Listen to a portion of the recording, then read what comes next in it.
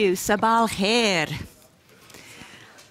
I think as a journalist, I would say that events in the region are happening faster than we can keep up with, really.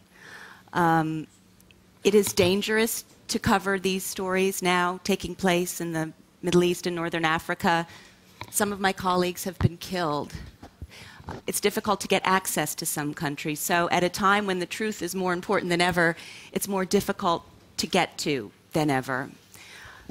As you all know, the complexities of the region are many. And I think it's fair to say that over the last decades, many of us have glossed over them, whether we're journalists or in some cases even academics, political leaders.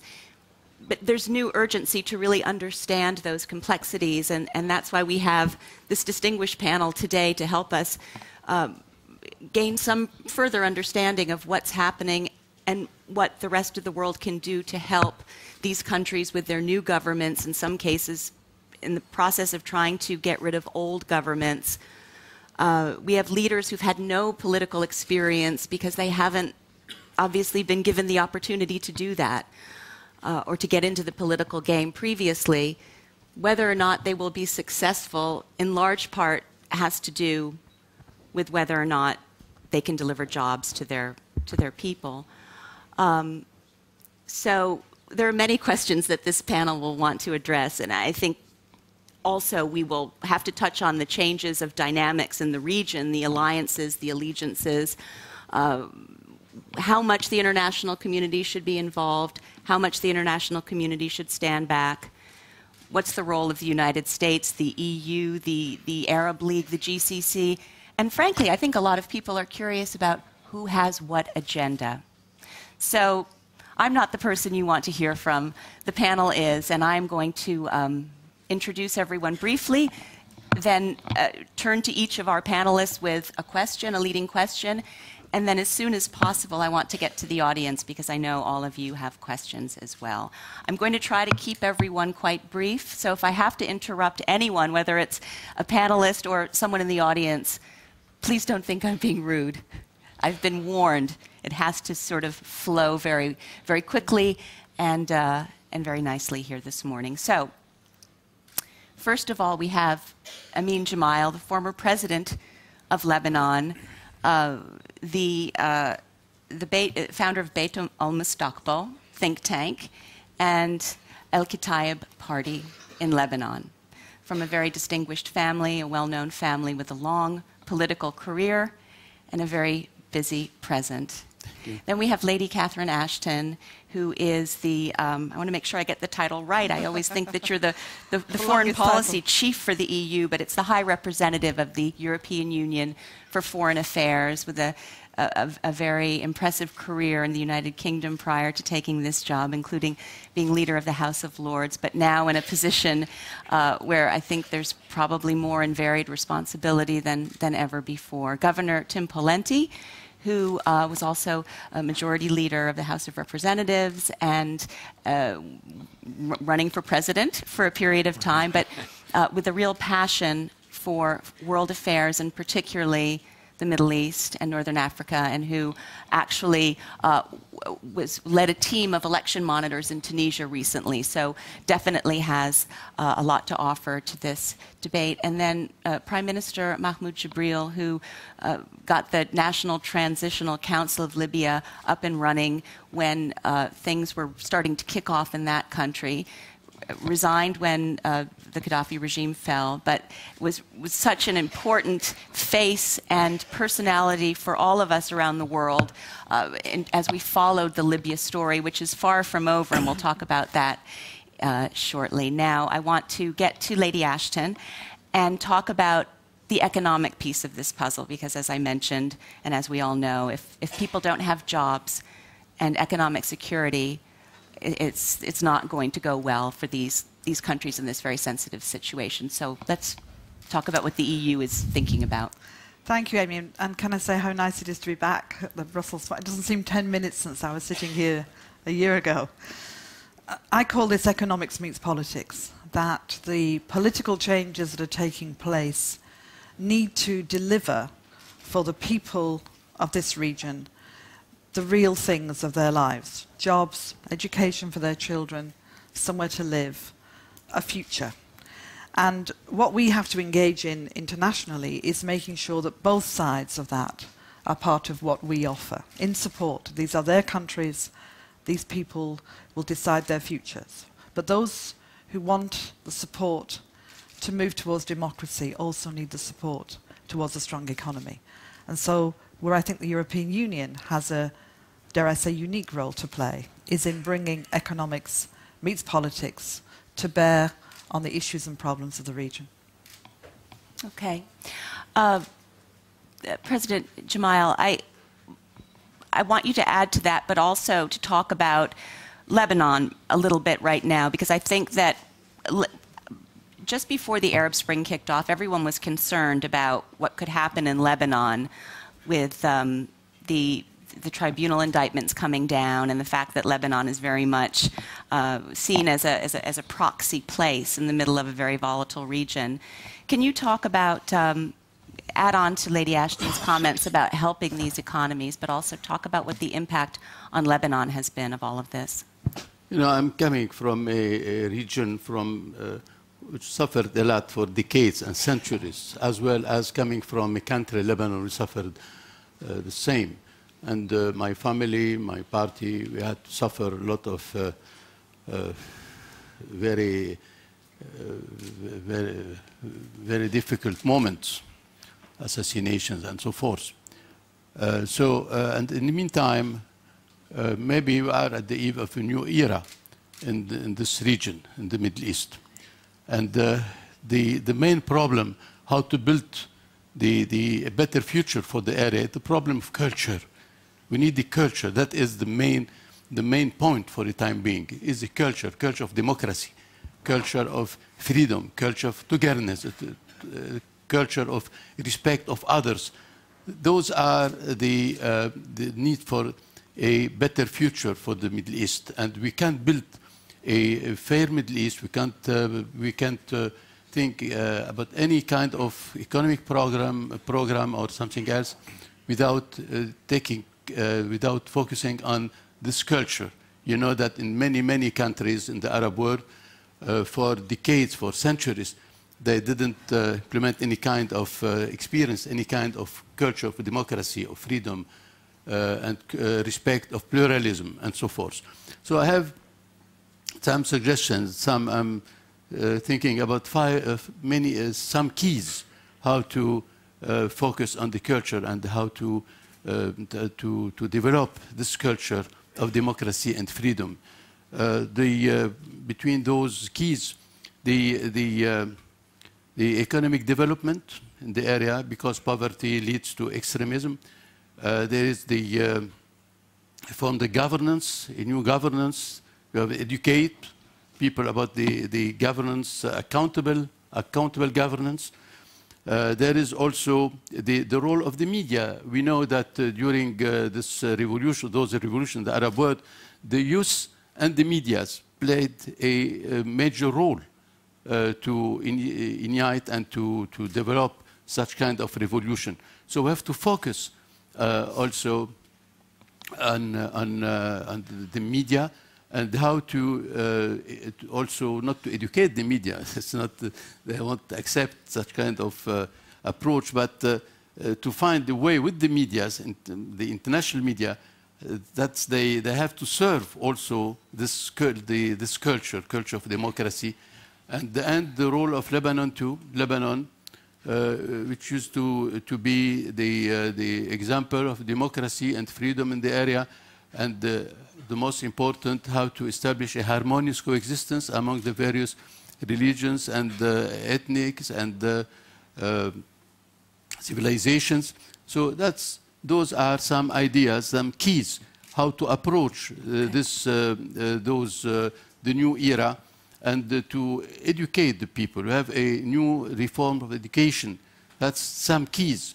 And allow me, because we are here in the GMF, the George Marshall and the German Fund, allow me to propose, why don't we imagine a new adventure for the George Marshall ideas, which is to implement a new Marshall Plan for the Middle East. Maybe it's essential to find an institution like the George Marshall Institution, the Marshall Plan, to not only to focus on economic reforms, on economic development, but also in the meantime to focus on the culture, how to spread a new culture, how the Marshall Plan could also apply for the new education, the new governance, accountable governance,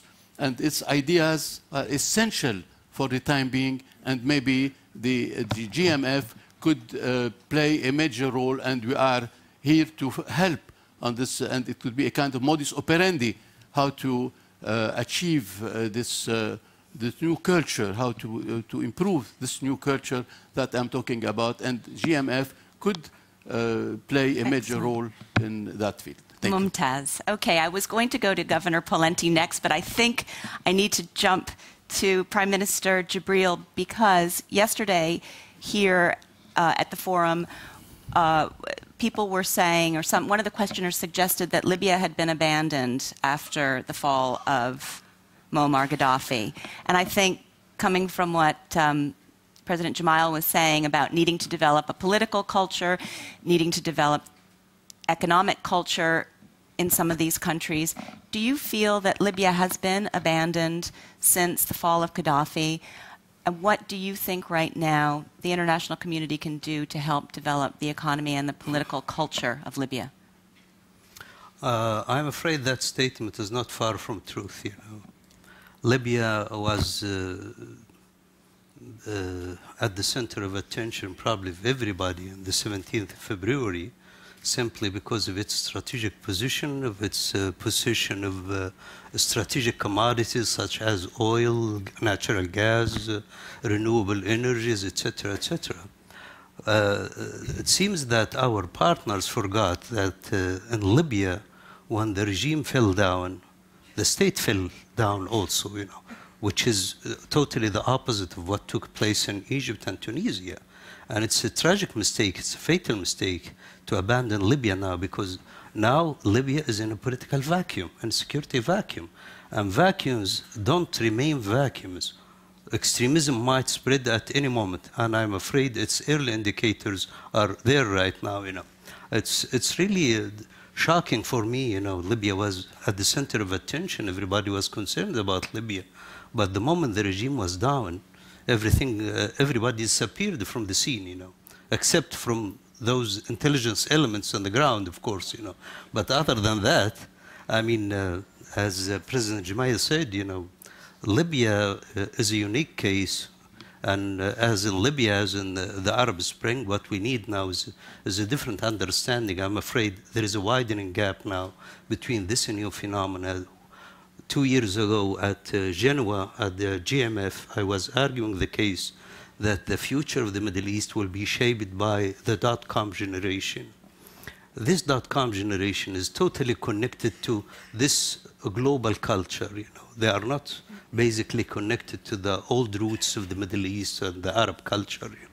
You can note the slogans of all demonstrations in Cairo, in Tunisia, in Libya. Nobody was singling the United States or Israel or anything. Nobody is talking about Arab unity. All of them were talking about dignified life. So this is a new phenomenon. Unfortunately, we approached this phenomena with our old wisdom, with our old tools of analysis. I'm afraid those tools are totally irrelevant, you know. So a new understanding, we have to re-establish a new tools of understanding so we can cooperate and cope with this phenomena. Okay, thank you very much. Governor Pawlenty, are people in Washington concerned about extremism filling the void of this power vacuum that Mr. Jibbril was talking about? And if so, what are they saying about it? And then maybe you could talk about your experience in Tunisia a little bit. Sure, thank you. Good morning, Amy. And you said something in your opening remarks that I thought was very interesting, and that is, from a journalist's perspective, you find it hard to keep up with these unfolding events because they're happening so rapidly that it's difficult to, from a journalistic standpoint, to cover them. Well, if you move that one increment further to, from a policymaker's standpoint, it's, these events are viewed as happening so rapidly, in some cases so precipitously, as to catch many people by surprise. But I think with the benefit of hindsight in the future, we'll look back and see that many of these events perhaps were inevitable or certainly more predictable than many currently think. Regimes that are authoritarian, dictatorial, oppressive, against freedom, in my view, are inherently unstable. And so in Egypt, for example, you had a situation where people were debating the post-Mubarak future. Well, President Mubarak was 82 years old and in ill health. The referendum shouldn't have been between whether he was going to successfully pass power to his son or whether the military was going to attempt to migrate the future authority to someone else to their liking. That set of choices, that range of choices, in my view, was inherently too limited, inherently too naive with respect to the future. And so you have regimes, as was, I think, aptly described, living in the shadow of the future. And they were unsustainable. Each one of these is different. And so in the case of Tunisia, and I did lead an election monitoring delegation there during the recent elections, in their particular case, a smaller country, a more homogeneous country relative to sectarian issues and conflict, more capacity. The elections were managed procedurally, I think, in a credible way. But of course, you had an Islamic result, not a party won with a pretty healthy margin. So there are some in Washington and elsewhere who were somewhat surprised by that result, either by the nature of the result or the magnitude of the result. And I would suggest, well, when you have a democracy, an election in a Muslim country that has an overwhelmingly Islamic perspective, you're going to have an organization or leaders, in all likelihood, emerge with that background. And the question isn't that. The question is, in terms of their commitment to the rule of law, to human rights, to freedom, to democracy, to being able to provide economic opportunity to their people, are they committed to that or to some other agenda? Their rhetoric, in the case of the Nada Party in Tunisia, is in relative terms somewhat more hopeful than some were concerned initially.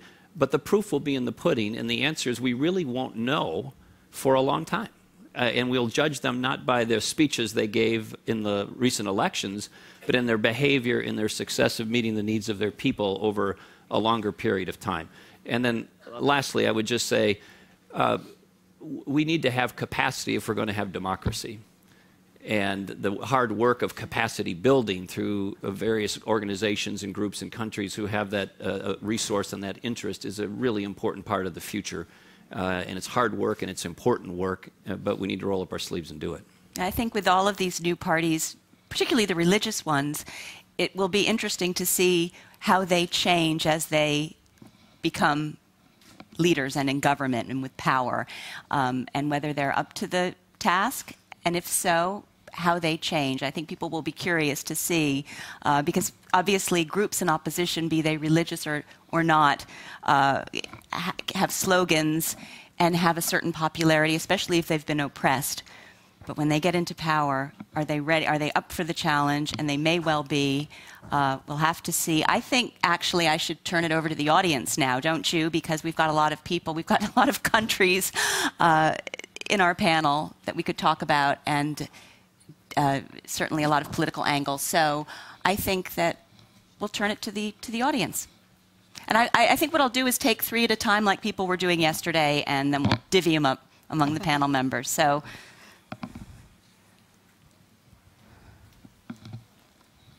Thanks very much. I'm Roland Freudenstein from the Center for European Studies, which is the foundation of the European People's Party, which is not quite as North Korean as it sounds. I would like, we had several references to culture and to support for democracy. It's just a couple of weeks ago that representatives of 17 NGOs, not only American, but also one European that I used to work for, were flown out of Egypt because they had been tried for illegal activity, tax evasion, and so on. their job was nothing else than to support democracy and bring people together and try to offer recipes for good governance. It's exactly what we need, I think. Now, the question is, how should the United States, but also other countries, the European Union was also affected, how should we react to cases like that? Should we threaten to withdraw funds? And it would be very easy for the US government to do so with all the aid that's given to precisely the Egyptian military. Or should we take the soft approach and say, well, we understand. You know, we've been colonizing these countries for so long. We've been such bad imperialists. We've been chummy with the dictators in the past. So, you know, let's creep back, pay the fines, sign all the agreements that will probably make it very difficult to actually fulfill our jobs. Gloss over, really. Right. Okay. So, and that leads me to, this is my last point, to a wider question of the conditionality.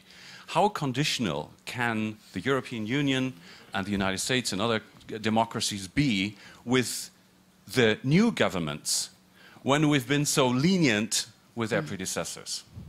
Good question. Thank you. Your neighbor. Thank you. I'm Harlan Ullman.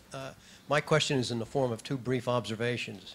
First, I would assert that the Arab Spring has become the winter of our discontent and is growing even worse. And second, I would say in Egypt, all that's happened is that an army general has been replaced by an Air Force field marshal or vice versa. Tell me why I'm wrong or tell me why I'm right. Excellent. Pink. Thank you, Mia Doornaert, newspaper columnist in Brussels. Talking about how Libya has so-called been abandoned, I think it's very dangerous to give the countries who intervene to try to give them a guilt feeling, because the result is not perfect.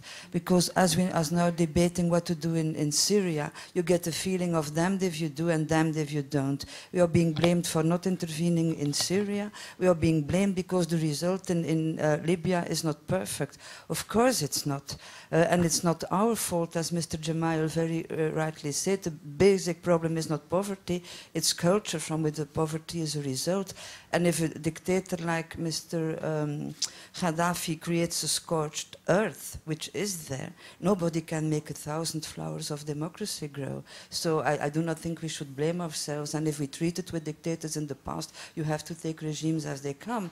If you go and depose Saddam Hussein, you're wrong. If you treat with them, you're wrong. You should feel guilty. I think it's the wrong approach. So, and I have a question to Mr. Jamail. Culture is very important. There's also a culture of respect of other countries. Do you expect that with the regime change in Syria, there will be more respect for the independence of Lebanon and less interference in the way different communities manage to live together peacefully in Lebanon? Thank you. So let's start with President Jamail, since that question was for you, and then we'll move on. Lebanon remained during all this period, this crisis, as an example of harmonious coexistence. It didn't affect really the coexistence, the harmonious coexistence. And in the meantime, we maintained our culture of democracy and freedom during all those decades. For sure that the change in Syria could help tremendously the situation in Lebanon. But in the meantime, I think that we were able to resist very strongly. And still the democracy in Lebanon is still alive and very modest. We can export, we can help other regimes all over to follow the Lebanese democracy. Lebanese democracy is in our culture. That's why I was insisting on the word culture. We have the culture of democracy in Lebanon, the culture of freedom, the culture of harmonious coexistence. That is very important. And I want to focus on on another point, which is there is a new improvement in the position of some in the Islam, the Arab Islam. And what is interesting to know that, for instance, very prestigious leaders, Muslim leader, like for instance Sheikh al-Azhar. Azhar is the main important Sunni institution in the world, established in Cairo. So the Sheikh al-Azhar issued a very important charter recently, and in this charter he is saying exactly, he's talking about the Islam being able to really promote democracy and this new culture.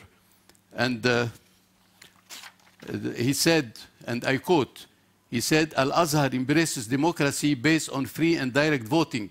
Islamic precepts include pluralism, rotation of power, and combating corruption and ensuring its accountability. So it's a important step toward the future, how to combine Islam and democracy, and how such kind of leaders, important leaders, are ready to contribute to this culture of democracy and freedom. In the meantime, another statement given by Issam al-Aryan, who is one of the most important leaders of the Muslim Brotherhood, also in Cairo, also is saying we envision the establishment of a democratic civil state that draws on universal measures of freedom and justice, which are central Islamic values. So we have to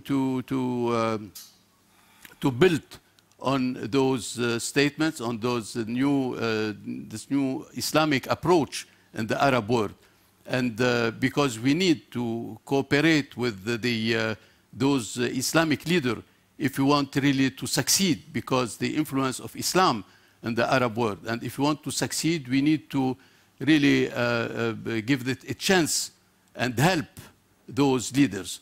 In the meantime, in Lebanon, also the main Islamic group, the Mustaqbal Party, also issued a statement very close to this one. And myself, during a conference in January, with the it was an international conference. Also, I drafted a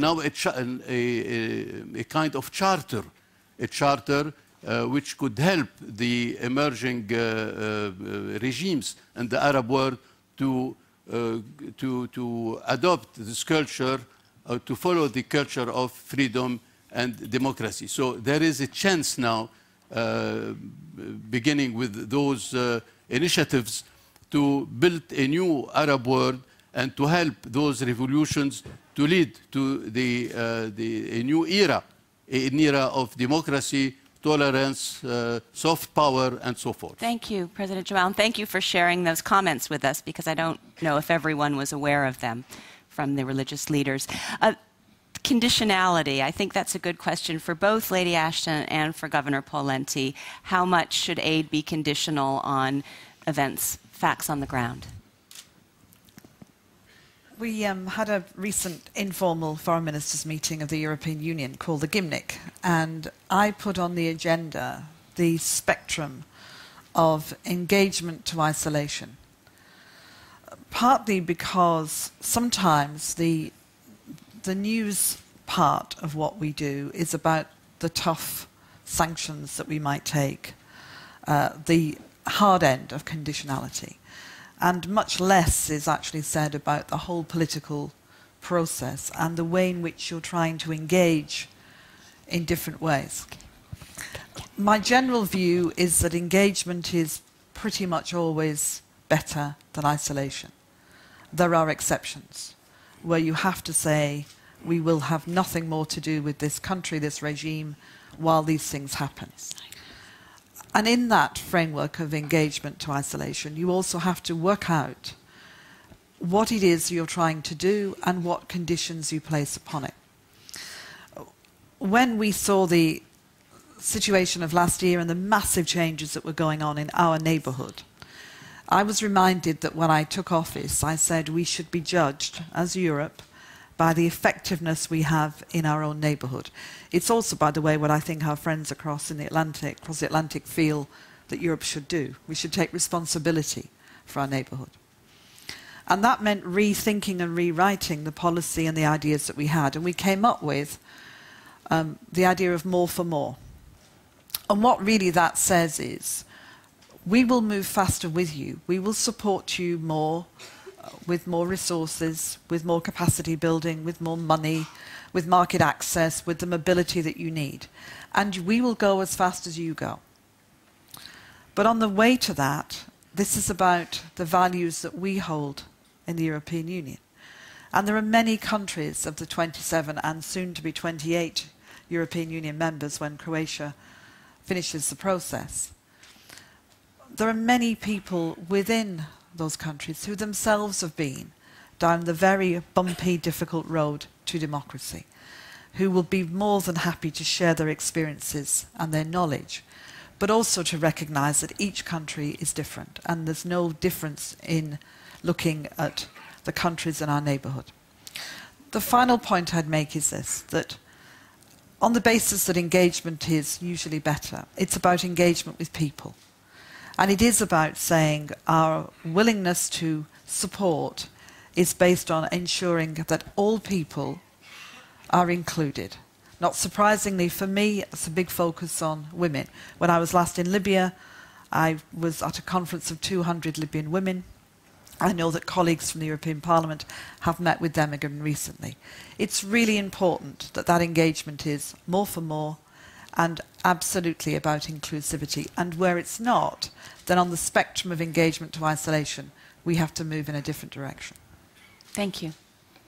A few observations, and I agree with the comments that Lady Ashton just made. The Prime Minister talked about a culture of democracy. Cultures take time to develop, and if that culture has been missing or absent, diminished or oppressed, it's going to take some time to build towards that. So I liken it to the analogy of a compass setting. We want our compass setting, and say, to true north, which over time is directionally towards freedom, democracy, human rights, rule of law, markets, and the like.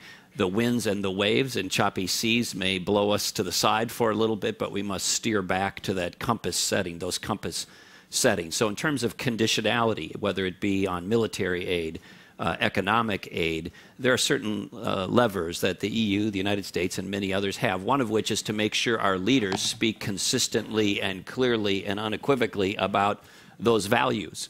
So when President Reagan, for example, spoke to the dissidents in the former Soviet Union, those words by themselves in that moment didn't instantly change things, but they were consistent with the compass settings, the values, the direction that we took. And those words were heard, and they were meaningful and impactful. So one is our communications as a lever.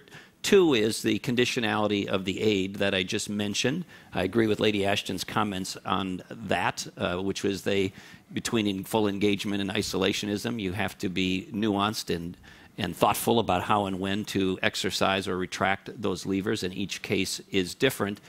And then finally, we need to be judging or rewarding or recognizing things based on behavior, not rhetoric. Rhetoric is cheap.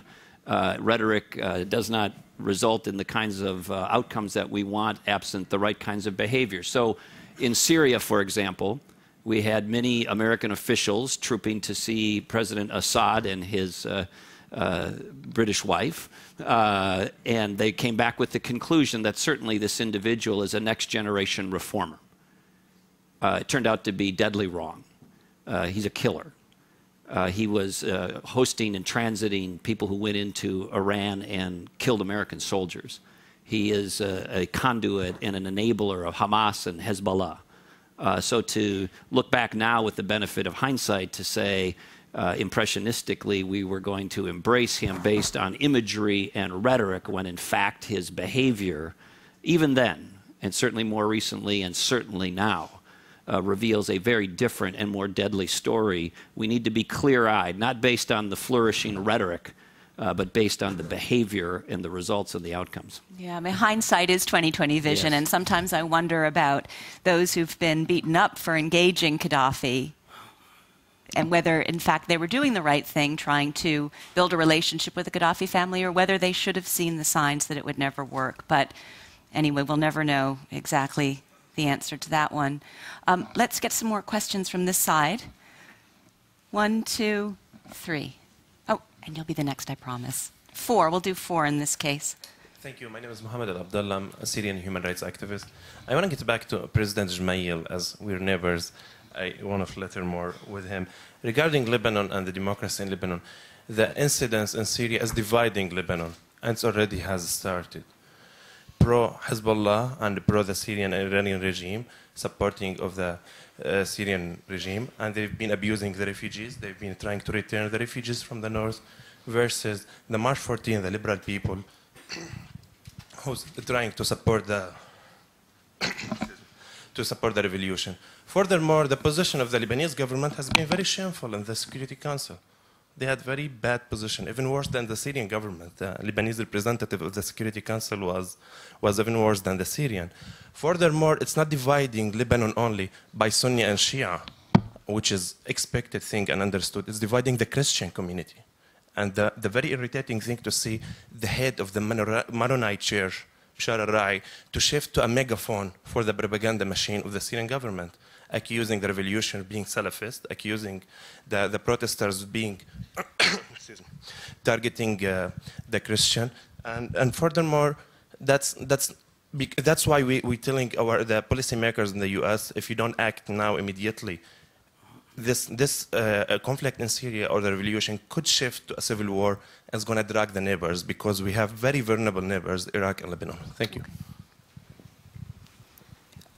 David.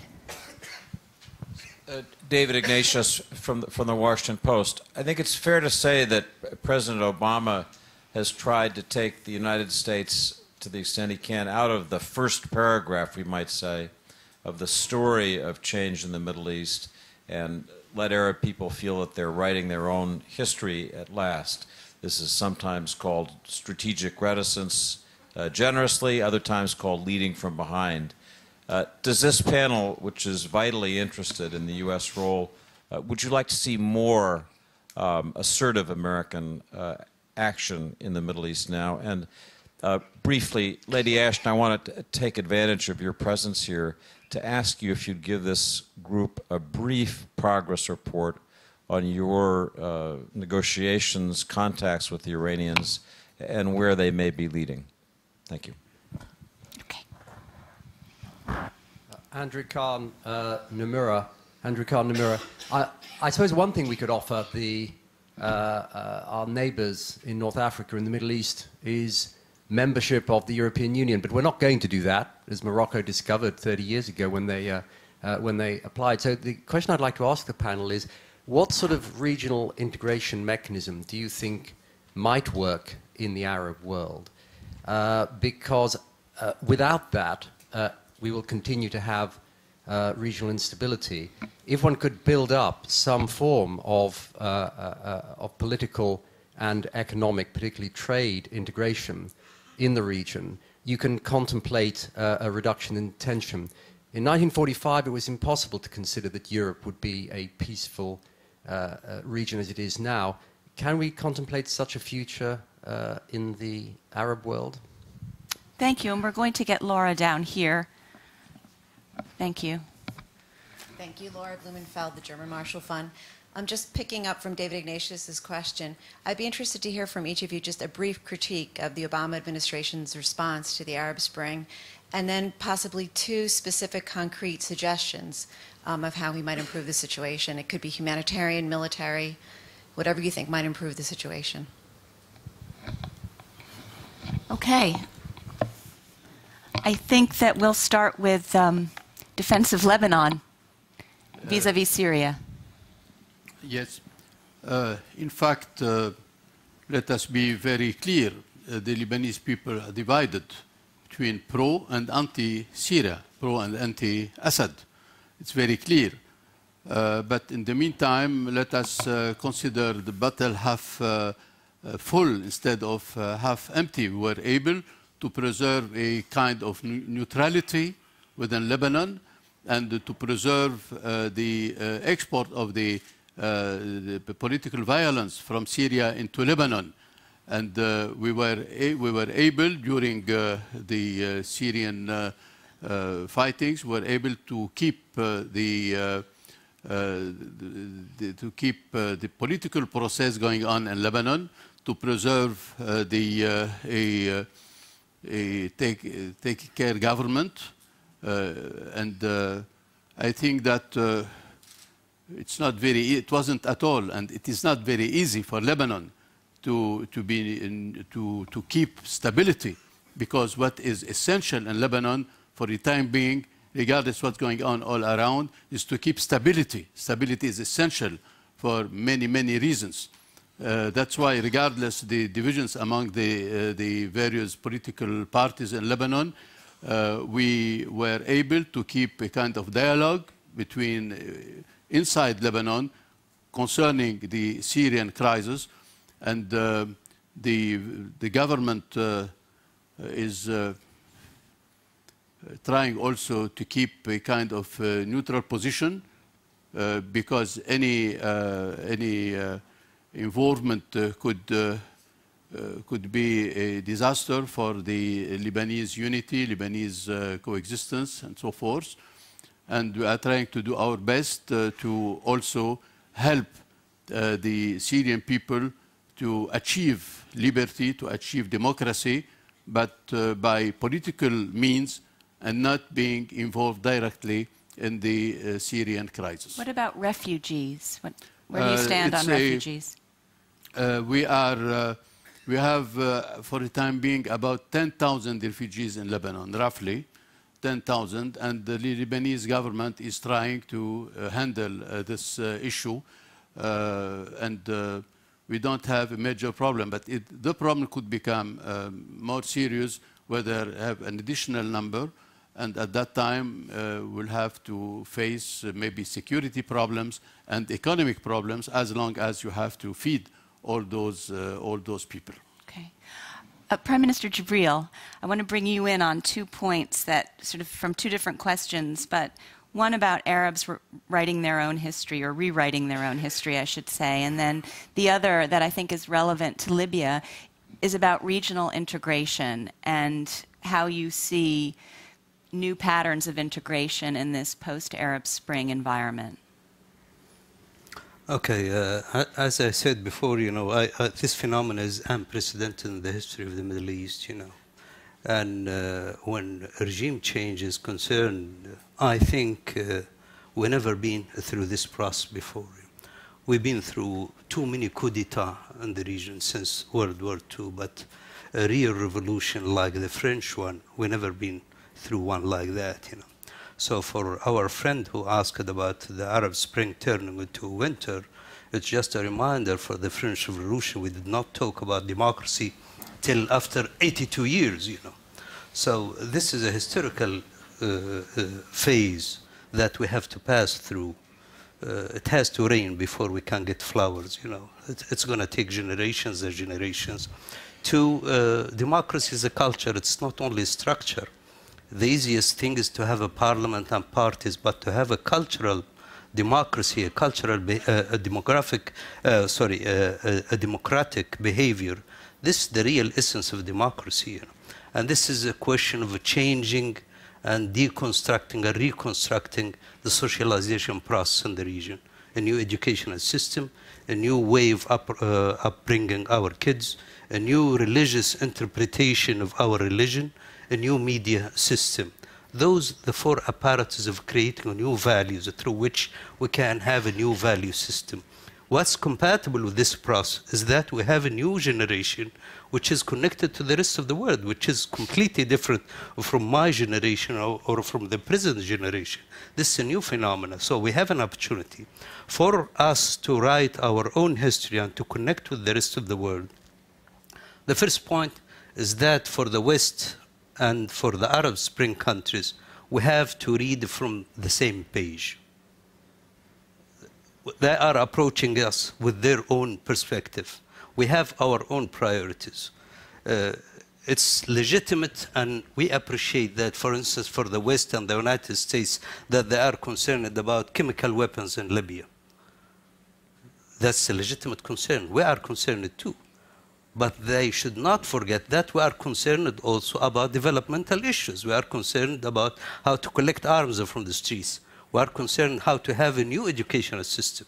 We are concerned in how to have a new health system. We've never been through a real developmental process for 42 years. This is our main concern. But to approach us with only one point on one mind, that's not helpful, to read from the same page and to rebuild and reassess a new relationship that looks after a mutual interest and mutual respect for both parties. Okay, thank you. Lady Ashton, David wanted a little preview of Iran progress, so I'm wondering if you're willing to go there. Can I say a couple of brief things about two other points that were raised that I think are really just worth saying something brief about? Andrew's point about trade is really critical, because actually having strong regional trade relationships are going to be essential for the development of the economies of the countries of our neighbourhood. They were for us as we became the European Union. They will be in our relationships with Tunisia, with Libya, with Egypt, with Syria, with Lebanon, with all of the countries going through change. And it's something that I push very hard with our member states, because they need to also see that as a critical part of the offer, if you like. The second thing I wanted to say was that one of the big challenges for engagement when you have the end of a regime and the beginning of something new, something that looks like it could be what I call deep democracy in the future, is that the big tanker-like institutions, of which the European Commission, as I'm Vice President of that, is one, have to find ways to engage with a different order. There aren't civil servants, there aren't bureaucracies to engage with. They're just groups of people. And groups of people who themselves are often in a transitional phase, unwilling to make long-term decisions with good reason, because they're not the elected governments. So one of the real challenges for us, and we've certainly seen that in Libya, has been to find ways to do that. On Iran,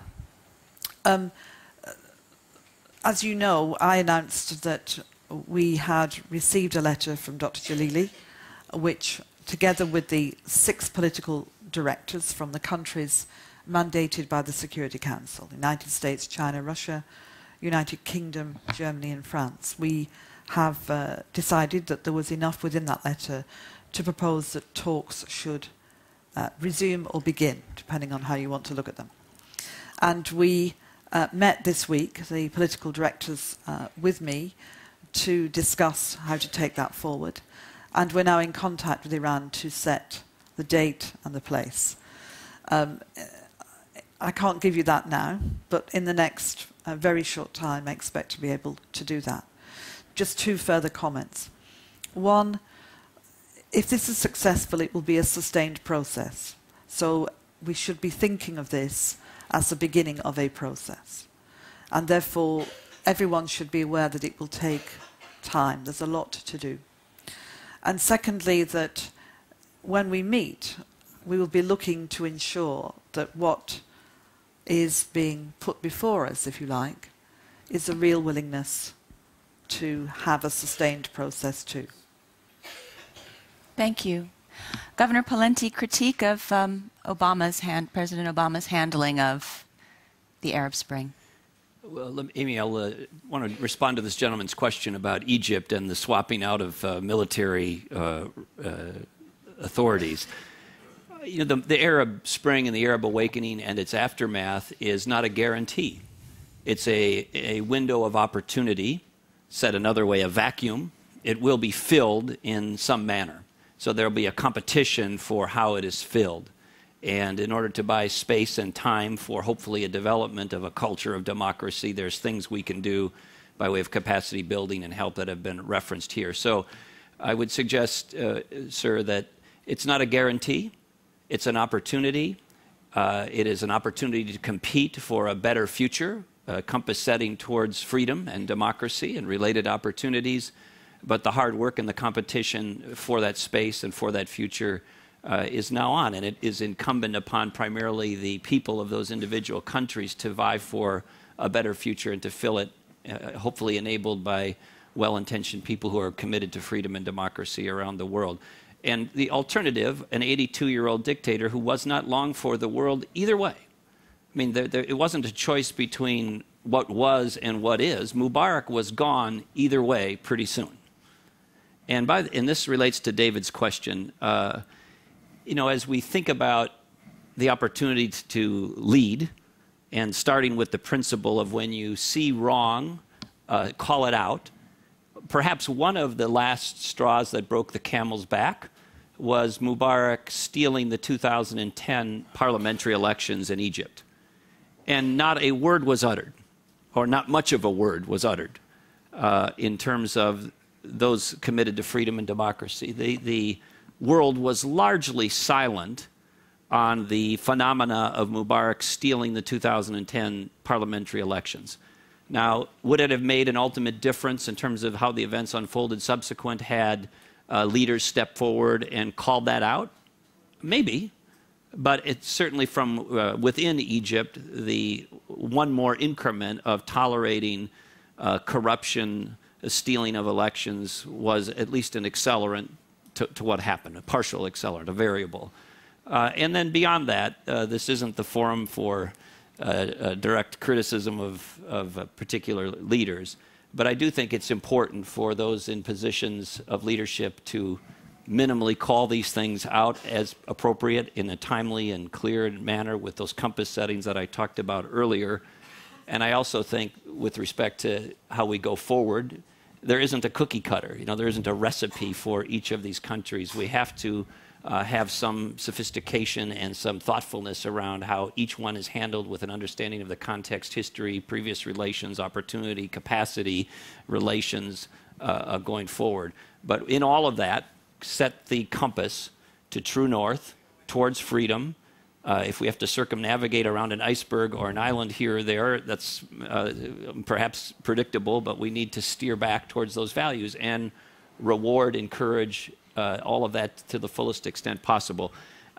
In my own view, at least as it relates to Egypt as an example, and now Syria, the West's understanding of that and reaction to it was at least initially quite confused. And in my view, not as clear-eyed as it should have been. Well, I think sometimes... That's why we are suggesting a Marshall Plan, a new Marshall Plan, a sui generis Marshall Plan toward the region, because it's very complex, and we have a genuine approach to find a solution. We need the mechanism and the Marshall Plan, a new Marshall Plan, something similar to the area, maybe is for the time being will be very useful because it's not a push-button solution. Do you ever think, President Gemayel, that there could be a regional bloc that involved Iran and Israel, a trading bloc, or not tomorrow, obviously, but do you think that that could be a real pooling of power, talents, natural resources?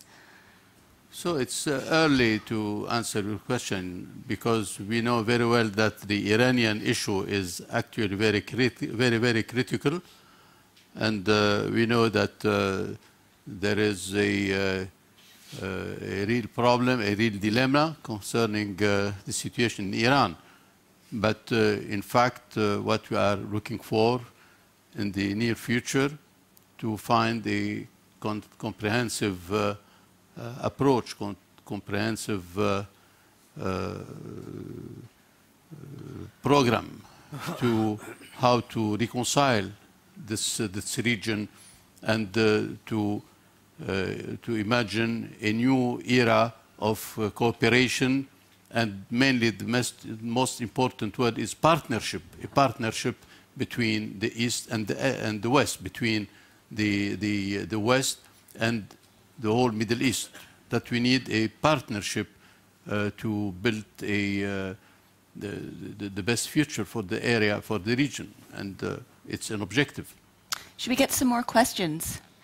Okay, let's go to the center here. Can we get them? Thank you. Ian Conn, BP. I've heard a lot of talk of levers and conditionality, but we're starting to get into conversations about partnership and engagement. And my question relates to that.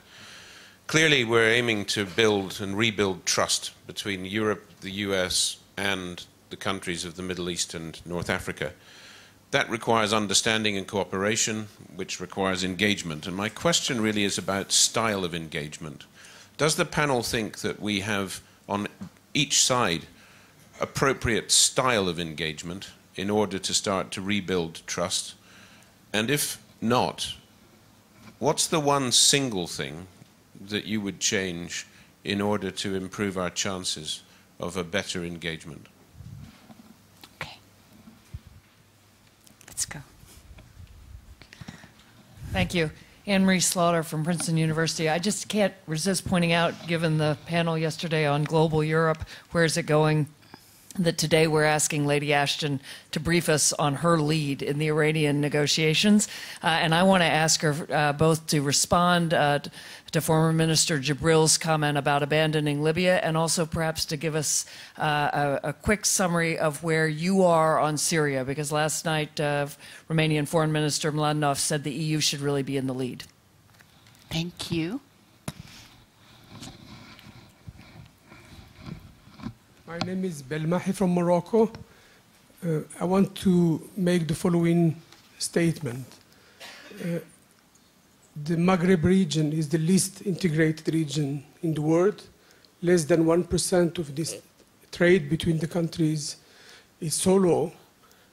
Could we think about new terms of engagement from the European Union in conditionality of integration of the Maghreb?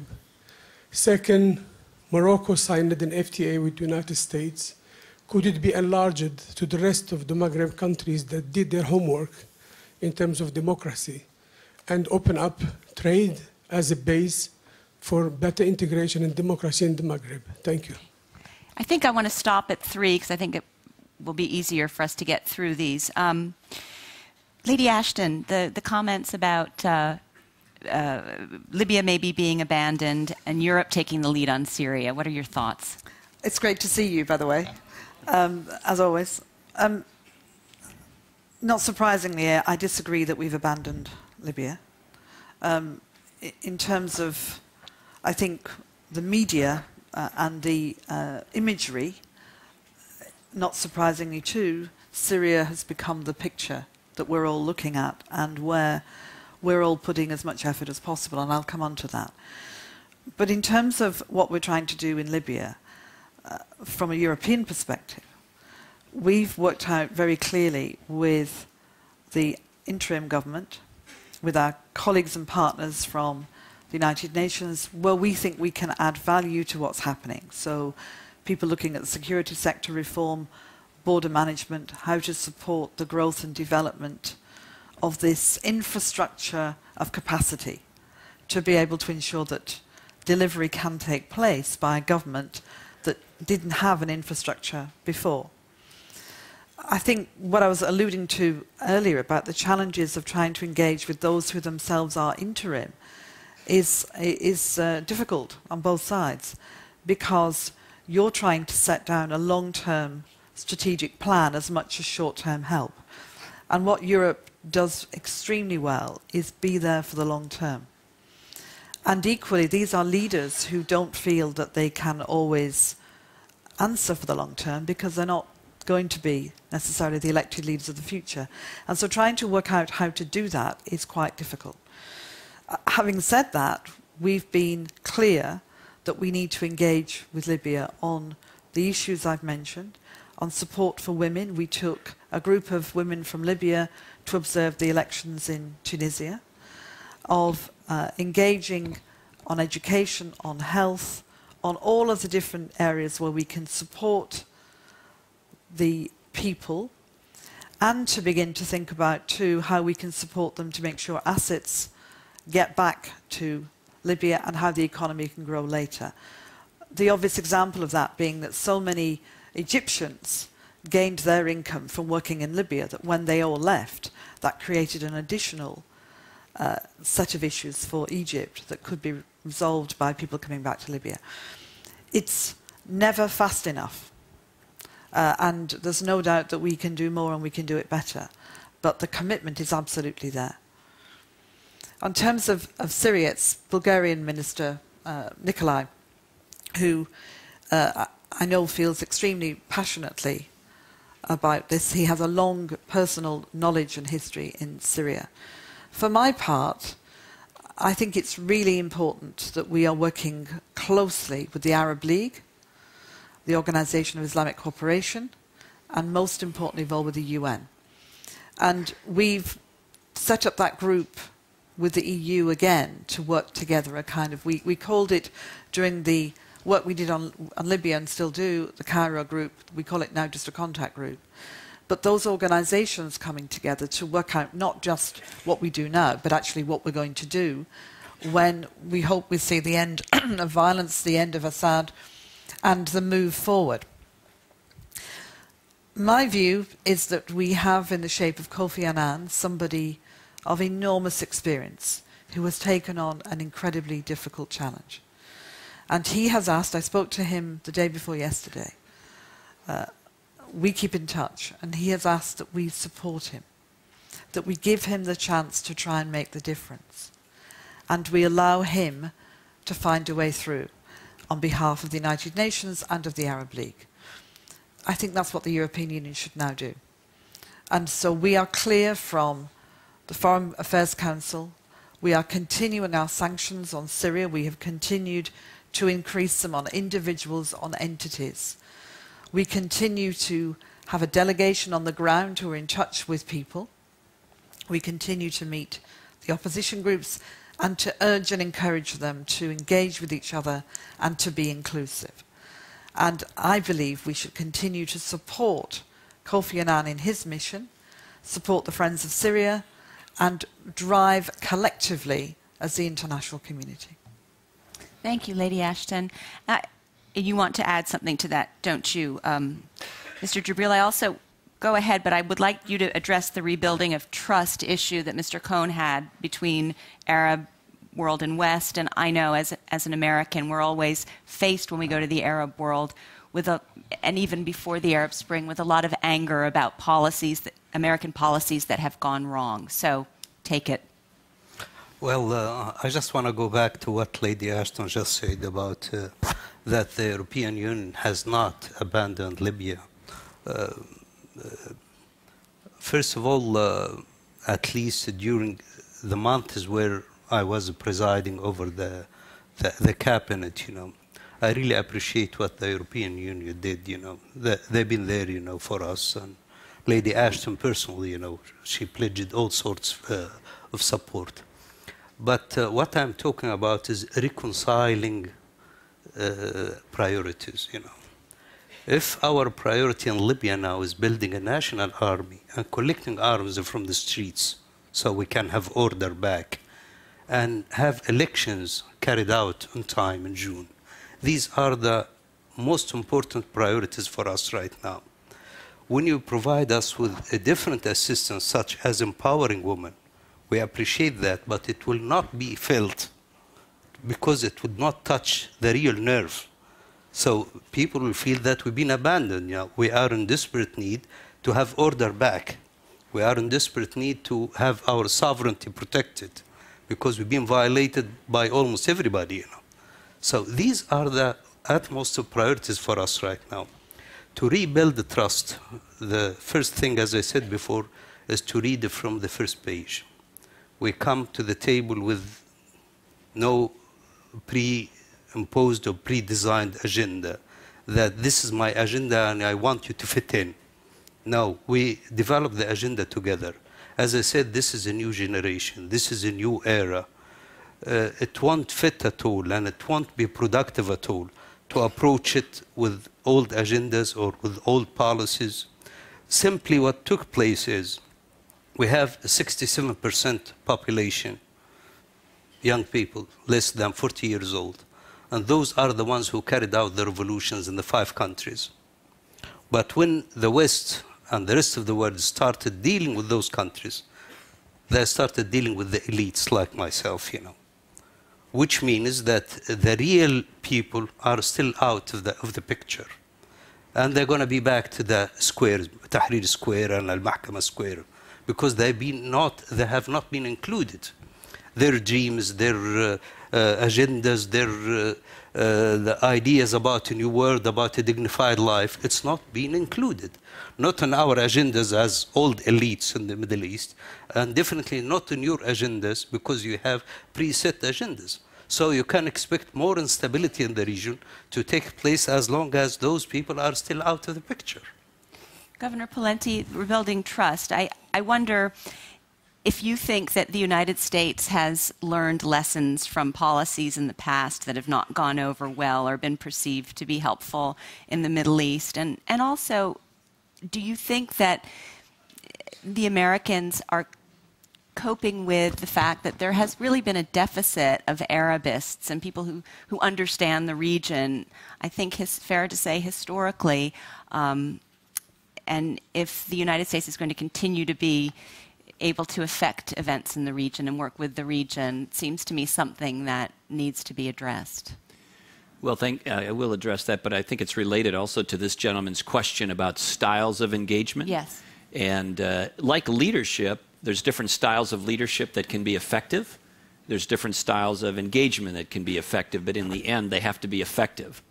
So as you've seen an attempt at a different style of engagement in recent years with Russia, one might ask, how did that work in terms of effectiveness?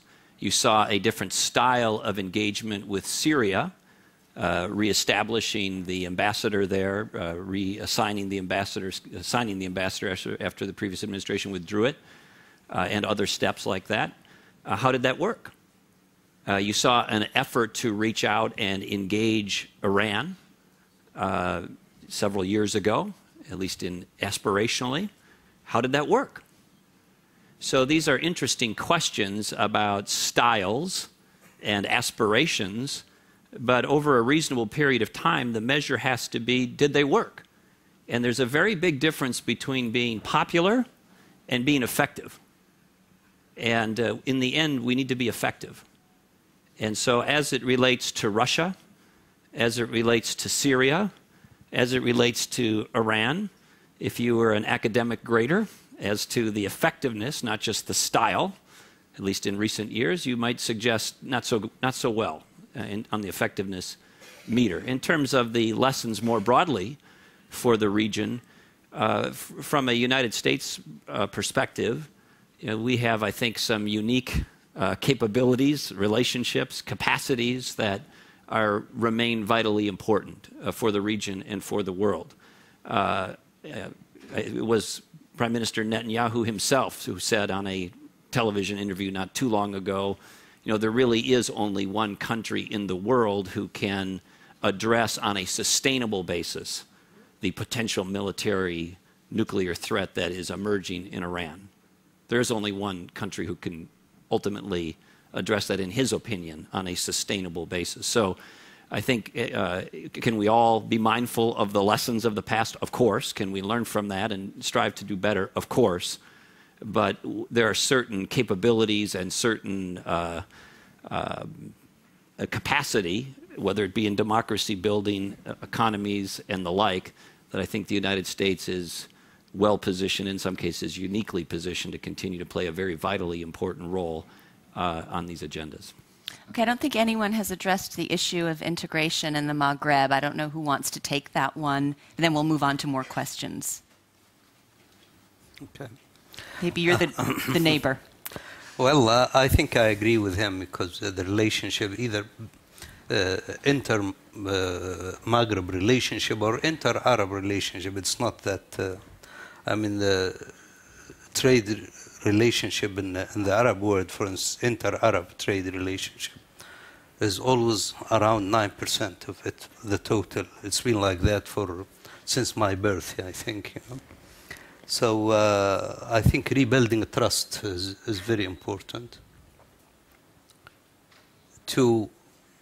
I think there is an opportunity with those new generations assuming power in the countries of the Maghreb, that a common language might emerge, I think the Maghreb has a better chance dealing with European Union, when they deal as a bloc. I think they have a lot to bring to the table. Using a pragmatic language, getting Gaddafi out of the picture certainly is a plus, because he's been a nag within this context of relationship. I think I am optimistic about inter-Maghreb relationship, the countries of the Maghreb, especially with those new signs of growth, projected growth, either in Morocco or in Tunisia. I think they did a splendid job in the past 10 years, and it's projected, that they do much better in the future. I'm very much optimistic about the Maghreb bloc in the next 10, 15 years. Mumtaz. Okay, more questions. Concerning, excuse me. Yeah. Concerning the Maghreb, I think that there is a problem there. They should follow a little bit the example of the CCG, the Council of Cooperation of the Gulf countries. They were able to create a kind of confederation among those countries. And since then, they became more effective on the international scene as a group of countries being able to work all together. And maybe the first step in the Maghreb will be to join their efforts and to establish their own program. Because until now, there is a conflict whether they are in Africa or in the Arab world. There is such kind of misunderstanding. That's why they have first to rebuild such kind of council and then to establish a blueprint that they can really be more efficient on the in the Arab context or on the international scene. Okay, I think we're running short on time, so let's, okay. Good morning, Konstantin Eget from Moscow. I'd like to ask Aris Ismail and Mr. Jibbril, there's a lot of conversations now going on in different capitals about the role Russia plays in the current Middle East affairs. And there's this general view that Russia is losing out because of its support for Assad and its dithering attitude with regard to Libya, and that its prestige in the Arab world is hugely undermined. I wonder whether you think it's true or whether it's just, current politics and everything would be back to business as usual after these events settle down in this way or another. Thank you. Thanks. There was someone here, please.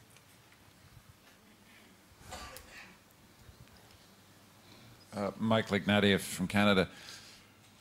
I think everybody in the room is aware that by sundown today, Assad will have killed another 20 people. And then we'll get up tomorrow and he will have killed another 20 more. And I guess the question is, and Baroness Ashton referred to the Kofi Annan mission, and everybody's placing their hopes in Kofi Annan, but how much time in realistic terms do we actually have in Assad, in Syria?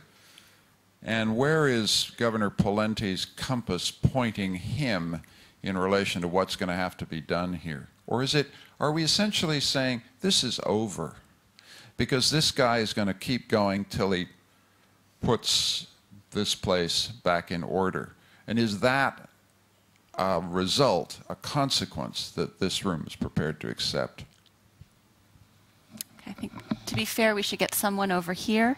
I'll give you your microphone.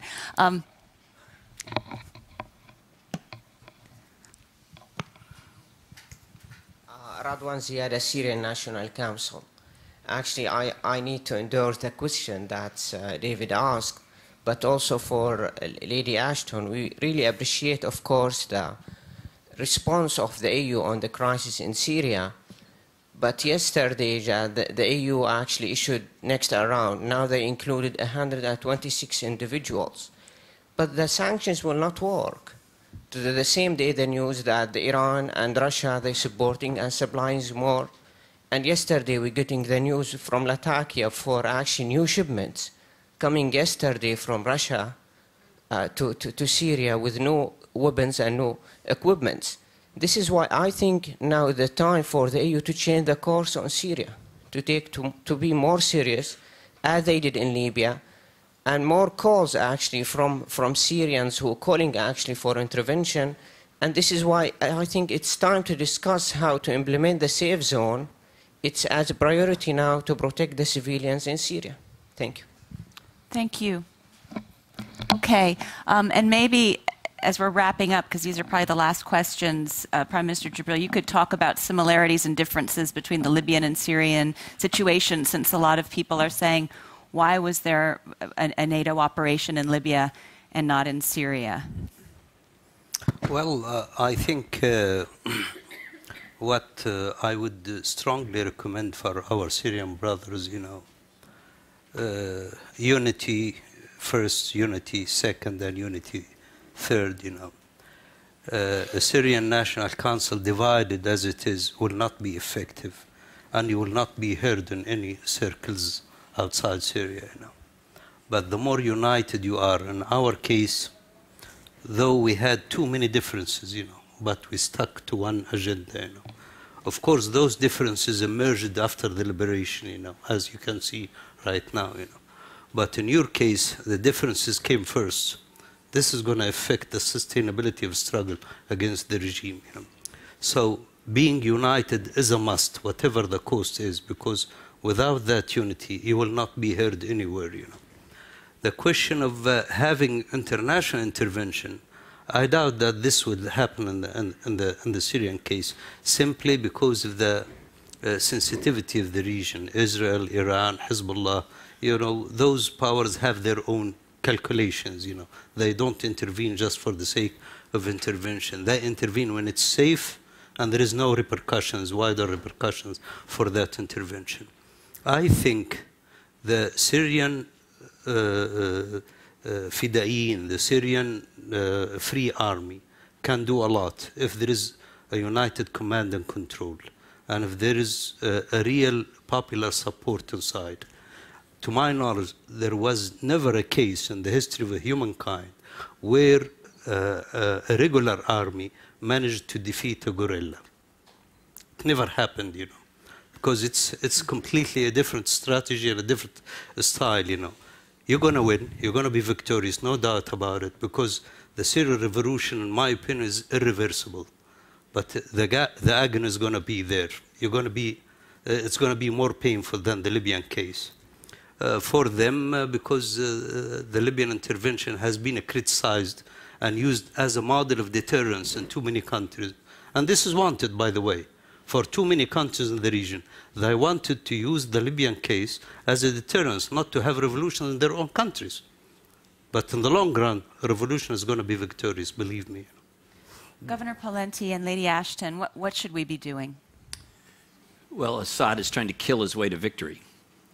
And we have a situation again where he enabled and allowed, through his capabilities, the killing of American soldiers in Iraq and other forces in Iraq. He is a leader of a state sponsor of terror, including Hezbollah and others. And day by day, as this gentleman's question suggests, is attempting to kill his way to victory. In my view, and I'm speaking now on only my personal view on this set of comments, the time has come for more direct assistance to the rebels and the opposition in Syria, short of boots on the ground. And so there are historic models that have been quite successful in what the United States might do, what the EU and others interested in a freedom agenda would do.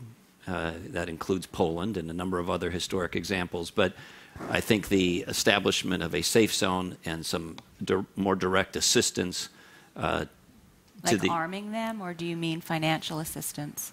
Well, I think potentially both. Again, I'm not calling for boots on the ground, but I think the presumption that Assad will inevitably fall, I think, is debatable given his willingness to kill his way to victory. And I think he would fall if the rebels had some more concerted and direct assistance economically and perhaps otherwise, again, short of boots on the ground.